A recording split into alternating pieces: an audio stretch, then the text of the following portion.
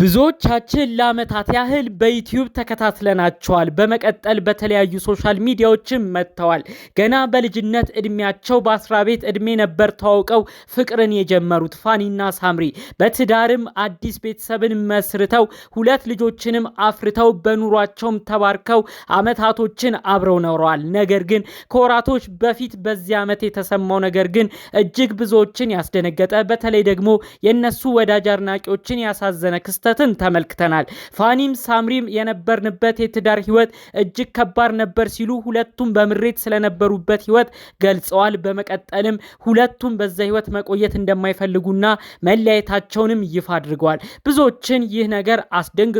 ብዙዎችን ሀሳብ አስተያየት ሰጥተውበታል። በተለይም ደግሞ የጂጂን ጉዳይ በማንሳት የሁሉ ነገር ተጠያቂ የምትሆነው የሳምሪ እናት ነች ሲሉ ብዙዎች መነጋገሪያ አድርገው ቆይተዋል። በዚህ በኩል ደግሞ የሳምሪ እናት የሆነችው ጂጂኪያ ልጅ የነበረችበት ትዳር እሷ ያልተከበረችበት፣ እንዲሁም ደግሞ የፋኑኤል ቤተሰቦች የከበሩበት፣ አጠቃላይ የልጅ ገንዘብም የተዘረፈበት፣ በደፈናው ሳምሪ ያልተከበረችበት፣ ጥቅሟ ብቻ የተፈለገበት ህይወት ውስጥ ነው የኖረችው። አሁን ደግሞ ነፃ ሆና የራሷን ህይወት ትኑር በማለት እንግዲህ ጂጂኪያ ጠቅልላ አድርጋ ሀሳቧን አስተላልፋ ነበር።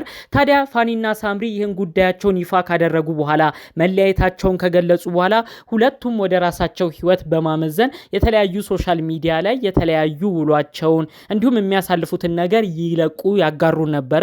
ከዛ ውጪ ደግሞ ብዙዎች ፊሎና አዳም ያሳዝናሉ፣ ብቻ ለሁለቱ ልጆች አንድ ብትሆኑ ደስ ይለናል ብሎም ብዙ ሰው ሀሳብ አስተያየት ያደርሳቸዋል። በተለይ ከጥንት ጀምሮ ሲከታተሏቸው የነበሩ ወዳጅ አድናቂዎች። ታዲያ ከዚህ ንግግር ወይም ደግሞ ፋኒና ሳምሪ አንድ ይሆናሉ ተብሎ ከሚጠበቀው ጉዳይ ጋር ተቃራኒ በመሰለ መልኩ ፋኒ ከጥቂት ጊዜያቶች በፊት ቲክቶክ ላይ ያጋራው እጅግ ብዙዎችን አነጋግሯል። ፋኑኤል በህይወቱ አሁን አዲስ ሴትን እንደሚፈልግ፣ የሚፈልጋት ሴት ደግሞ ባህሪዋን የገለጸበት መንገድ ብዙዎችን ያነጋገረ ሆኖ አግኝተናል። በዝርዝር እሱን እናስደምጣችኋለን።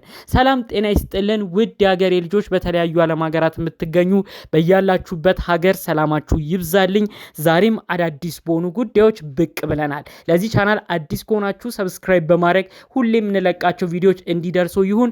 ቀጥታ ይዘን ወደ መጣ ነው ዝርዝር መረጃዎቻችን እናመራለን። ፋኑኤል ይፋ በሆነው በዚህ ቲክቶክ ገጹ ነው እንግዲህ አሁን ያልኳችሁን አነጋጋሪ መልእክት የለቀቀው። እንደምትመለከቱት 181,000 በላይ ፎሎወር ያለው ትክክለኛ የቲክቶክ ገጹ ነው። ያው ቪዲዮን እዚህ ላይ እንደምታዩት ነው። ፎቶዎቹን ቪዲዮቹን እያደረገ ጽሁፎችን በማስቀመጥ ነው መልእክቱን ያስተላለፈው። እዚህ ጋር ሀብታም ሴት ባገባ ደስ ይለኛል ብሎ ጽሁፉን ይጀምራል። ቪዲዮ ነገር ነው። በመቀጠልም ደግሞ እንደምትመለከቱት ሀብታም ብሎ የጠቀሳቸውን ዝርዝሮች ነው እያስቀመጠ የመጣው። በቸርነት ሀብታም የሆነች፣ በፍቅር ሀብታም የሆነች፣ በክብር ሀብታም የሆነች፣ በስነ ምግባር ሀብታም የሆነች፣ እንዲሁም ደግሞ በስተመጨረሻ በግንዛቤም ሀብታም የሆነች፣ እውነተኛ ሀብት ገንዘብ አይደለም ብሎ ገልጾ እንግዲህ አጠቃላይ ሀሳቡን አጋርቷል ማለት ነው። ፋኑኤል እንግዲህ አሁን ላይ ሴትን እንደሚፈልግ፣ ማግባት የሚፈልገውም ደግሞ ሀብታም የሆነች እንደሆነ፣ ነገር ግን ሀብት ሲባል እኛ እንደምናውቀው ንዋይ፣ መኪና፣ ቤት፣ የተለያዩ ዓለማዊ ነገሮች ሳይሆን በፍቅር፣ በመስጠት፣ በመለገስ፣ በጥሩ ማንነት፣ በጥሩ ባህሪ ሀብታም የሆነችን ሴት ማግባት ፈልጋለሁ ብሎ ጠቅለል አድርጎ እንግዲህ ሀሳቡን አስቀምጧል ማለት ነው። ብዙዎችም በዚህ ቪዲዮ ነው እንግዲህ መነጋገሪያ አድርገው ከሰሞኑ ብዙ ሀሳብ አስተያየት ሲያደርሱት የነበረው። ይህ ቪዲዮ እንግዲህ በቲክቶክ ብዙ ሺህ ሰው ጋር የደረሰው፣ በመቀጠልም በተለያዩ ሶሻል ሚዲያዎች ብዙዎች ሲያንሸራሽሩት ነበረ። ፋኑኤል አሁን ላይ ለአዲስ ህይወት ራሱን ዝግጁ እያደረገ ነው በማለት ነው እንግዲህ ብዙዎች ሲነጋገሩበት የቆየው። በዚህ የቲክቶክ ፖስት ላይ ቅድምም እንዳልኳችሁ ብዙ ሺህ ሰው ጋር ደርሷል። 14,000 በላይ ሰዎች ነው ይህንን ሀሳቡን ላይክ ያደረጉለት ቪዲዮን። ኮመንትም የተለያዩ አስገራሚ፣ አዝናኝ እንዲሁም ደግሞ ቁም ነገር ያለው ነገርም ኮመንት ያደረጉም ሰዎችን ተመልክተናል።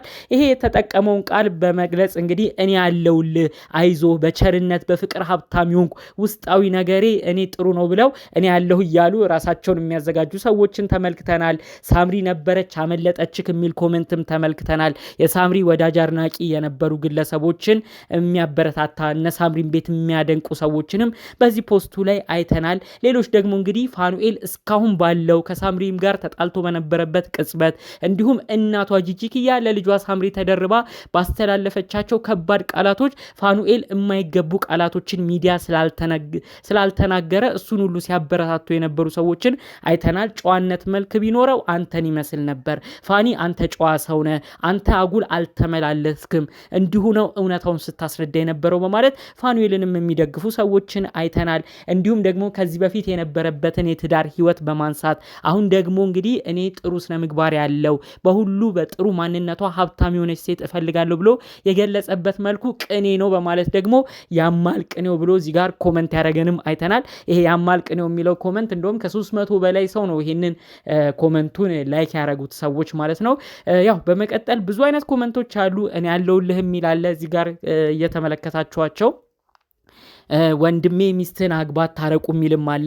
ፋኒና ሳምሪ አንድነታቸውን የሚፈልጉ በተለይ ደግሞ ከበፊት ጀምሮ በዩቲዩብ የሚከታተሏቸው ሰዎች ገና ምንም ሳይኖራቸው በ10 ቤት እድሜ ተዋውቀው ብዙ ጣውረዶችን አልፈው ዛሬ እዚህ ላይ ሲደርሱ በብዙ ሀብት ሲበለጽጉ ብዙ ነገር ሲያፈሩ መለያየታቸው አንገብግቧቸው እባካችሁ ታረቁ ብለው ደግሞ እንግዲህ በሳል መልእክት ሀሳብ የሚያደርሱም ሰዎች አሉ። በሌላ በኩል ደግሞ እንግዲህ የተመኘውን አይነት ሰውም እንዲሰጠው ፈጣሪ አምላክ አዲስ ህይወትን አዲስ ኑሮን እንዲጀምርም እንግዲህ የተመኘውን ይስጥህ ብለው ደግሞ ኮሜንት ያደረጉም ሰዎችን አይተናል ማለት ነው። ከዛ ውጪ እንግዲህ ያው በበሳልነት ኮሜንት የሚያደርጉ ሰዎችን ብዙ ጊዜ እንመለከታለን። ጨዋነት ሲደመር ስነ ስርዓት የተመኘውን ይስጥህ የኔ ወንድም ብሎ በቁም ነገር ፖስቱ ላይ ኮሜንት ያደርጋሉ። ከሰው ስህተት ከብረት ዝገት እንደሚባለው ሁሉ ሰው ፍጹም አይደለም፣ ስህተታችሁን ተራርማችሁ ብትመለሱም ብሎ ደግሞ ኮሜንት ያደርጉ ሰዎችንም አይተናል። እኔ አንድ እውነት የሚገባኛል ለተለያዩ ጊዜያቶች ላይም ደጋግሜ ተናግሬያለሁ። ፋኒና ሳምሪ ቢቻል አብረው ሆነው ልጃቸውን ቢያሳድጉ መልካም፣ ካልሆነ ግን ለልጃቸው ሲሉ ተከባብረው የሚኖሩበት ነገር ቢፈጠር ጥሩ ነው። አለበለዚያ መናናቁ ዋጋ ያስከፍላል እያልኩ ብዙ ጊዜ ሀሳብ አስተያየት እነሱን በተመለከተ ይህንን ነገር አክል ነበር። ከሚገርመው ነገር ፋኒና ሳምሪ መካከል አሁንም ድረስ ፍቅር ያላቸው ይመስለኛል። በመካከል የተለያዩ ጣልቃ ገብነቶች እየገቡ እነዚህ ልጆች ትዳር ላይ እስከመበተን የሚያደርስ የተለያየ ነገር ይፈጠር እንጂ በልጅነት እድሜ መገናኘታቸው ብዙ ፍቅር ታሪክ አብረው ማሳለፋቸው ከ7 ዓመት በላይ በጋራ መኖራቸው በተለይ የአፍላ እድሜያቸውን የልጅነት እድሜያቸውን ሌላ ነገር ሳያሳስታቸው በፍቅር አንድ ሆነው እነዛን እድሜ የጸኑበትን በማስታወስ እንግዲህ እኔ ዛሬም ድረስ እነዚህ ልጆች የበፊት ፍቅር ይኖራቸዋል። ፍቅራቸው ተሟጦ አላለቀም። ነገር ግን እልህ ኖረና አንዱ አንዱን መዝለፍ ሲጀምር ያንዱ አንዱን ቤተሰብ መናገር ሲጀምር ሁሉ ነገራቸው ሚዲያ ወጥቶ ዛሬ እልህ ተጋብተው ሁለቱም በየራሳቸው ጎዳና ተመለከትን እንጂ ፋኒና ሳምሪ የእውነት ከልብ የሚዋደዱ ሰዎች ነበሩ ከሚሉት ሰዎች ነው እኔም ብዙ ጊዜ መልእክቴን የማስተላልፈው ማለት ነው። አሁንም ቢሆን ፈጣሪ ፈቅዶ ፋኒና ሳምሪ አንድ ሆኖ ብንመለከታቸው ደስ ይለናል። ሁለቱም አሁን የየራሳቸው ስራ ላይ ፎከስ እንዳረጉ ደጋግመው ነግረውናል። ሳምሪም ትምህርቷ ላይ በርትታ ልጆቿን አሁን እሷ ጋር አድርጋ ከእናቷ ጋር እየኖረች የተለያዩ ኃላፊነቶችን ወስዳ ኑሮን እየመራች እንደሆነ እያሳየችን ነው። በዚህ በኩል ፋኑኤልም ከወንድሙ ጋር እንዲሁም ደግሞ አልፎ አልፎ ልጆቹንም እያገኘ የራሱን ህይወት እያስተካከለ በራሱ ስራዎች በዩቲዩብም እየመጣ አይተነዋል ማለት ነው። ሁለቱም በራሳቸው እንግዲህ ኑሮን ለማሸነፍ ብለው እንግዲህ ለየብቻ ኑሮን ጀምረው ተመልክተናቸዋል።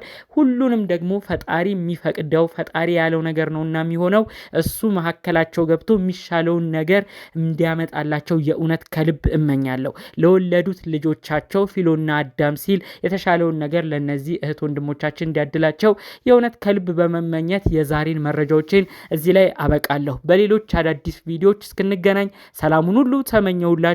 ሰላም።